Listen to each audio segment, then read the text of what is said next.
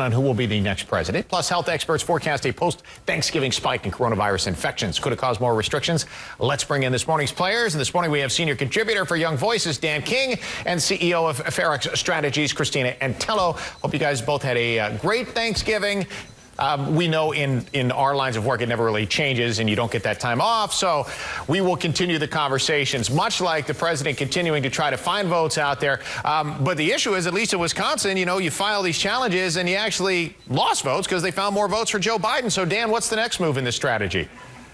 Honestly, who knows? I mean, the Trump administration strategy here seems to be just sort of a scattershot approach and try anything and see if something sticks to the wall. But clearly it's not working. As you mentioned, his lawsuit that he spent millions on in Wisconsin added more votes for Joe Biden. So I really think it's time for the president to move on and concede so we can get to just the peaceful transition and the seamless transition of power. Dan, let me stick with you for a second, and I want to ask your opinion on this from a conservative standpoint.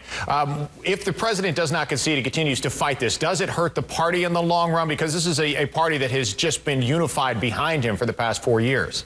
Yeah, I think it does, because we haven't seen the bravery that we need from Republican senators and Republican lawmakers to stand up and say, for the most part at least, to stand up and say, hey, President Trump, you lost the election fair and square.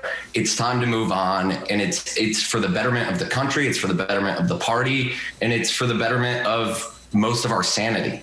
You know, and Cristina, when you look at this from the opposite side of things, if you have Joe Biden in office on January 20th, obviously the Senate's still to be decided. We don't know what's going to happen there. But how does the working relationship between Democrats and Republicans go moving forward?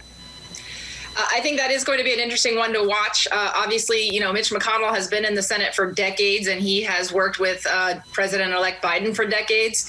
They know each other well. I won't say they're friends, but they at least have a working relationship. I think both of them are legislators and want to get things done. And I don't think that there is the opportunity for Republicans right now to be obstructionists and just say no to everything right now. I think during this coronavirus pandemic, clearly for the last 6, 7, 8 months, there hasn't been enough aid given. There needs to be something done now, and they've got plenty of fertile ground to find some deals. So I expect we'll be able to find that coming in January. Do you think, even with a President Trump not in the White House but very active on social media, that Republicans who are still on Capitol Hill, will they listen to him? Cristina, do you think so?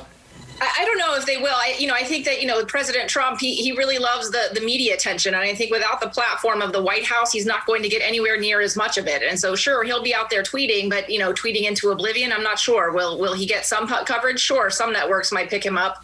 But I don't know that the Republicans on Capitol Hill will feel shackled by anything and everything that he says. Now, to be clear, during his fundraising for his quote unquote, legal defense fund, he's been raising a lot of money for a leadership PAC. I think he's going to continue to use some of that to be influential in the party. So I don't think by any means he's gone, or at least Trumpism isn't gone. And certainly we know some of the other Trumps are looking to run for office as well. All right, I want to switch it up right now to the coronavirus, and obviously a lot of attention to this. Dan, I don't know if either of you, Dan or Cristina, traveled over Thanksgiving, but you probably know somebody who did. It's a little tricky right now because you're going to have a Thanksgiving rush and then maybe a Christmas holidays rush. Do you think, Dan, that more restrictions will be put in place, and if so, are they warranted?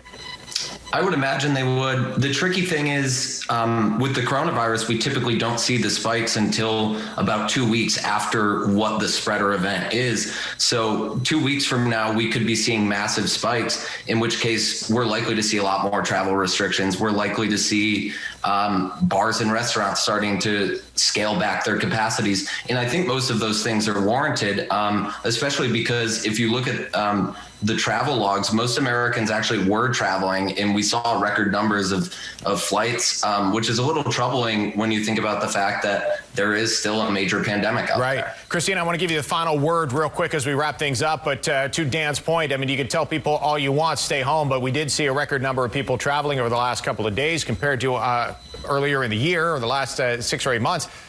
Can we get a handle on this? Can we convince people to be safe?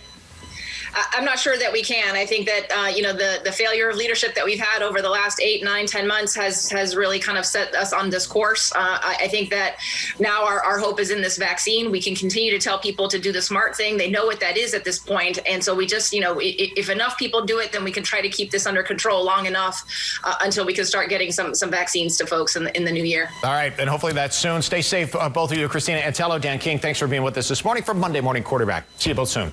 Thank you.